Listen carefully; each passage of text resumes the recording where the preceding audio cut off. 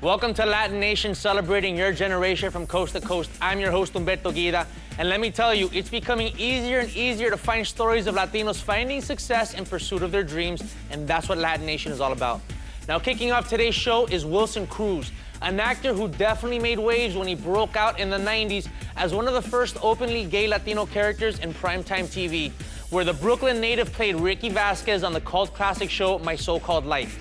Since then, Wilson has gone on to developing into one of TV's hardest working talents, landing various roles on major shows, including his current co-starring gig on Star Trek Discovery.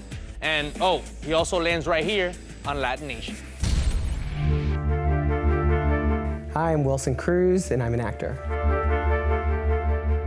So I played Dr. Culber on Star Trek Discovery's, which is CBS All Access's new Star Trek series. It's the first Star Trek series in 15 years, and it follows the crew of the Discovery as we discover new planets and new species across the universe. Hold still, or you'll wind up looking like a Tellarite. How's the patient, Dr. Culber? Well, I took care of the skull fractures first. Another millimeter and the palatine bone would have pierced his cortex. Well, I'm the ship's doctor, and I also happen to be in a relationship with Paul Stamets, who's played by Anthony Rapp, and we are the first gay couple on Star Trek TV. And Dr. Culber is, in a nutshell, the doctor you wish for in your dreams. He is has a perfectly lovely bedside manner.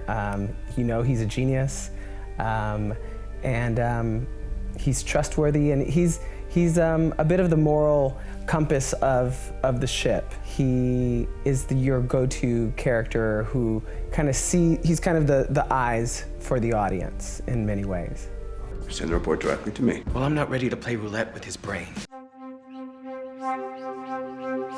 I was familiar with Star Trek. I was even more familiar with the Next Generation series than I was with the original, but I did go back and watch the original because it was on reruns all the time anyway.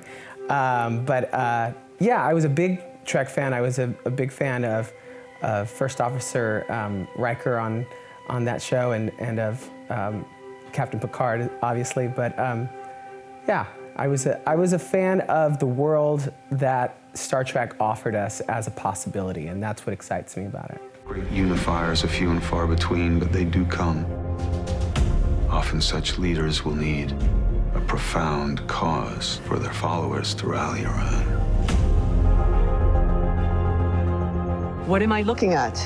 Object of unknown origin. We've come all this way, Captain. It would be irresponsible to leave whatever that is unknown. It's the first Star Trek which is serialized, meaning that each episode leads you to the next one, as opposed to standalone episodes, which is how the series usually was from the original series.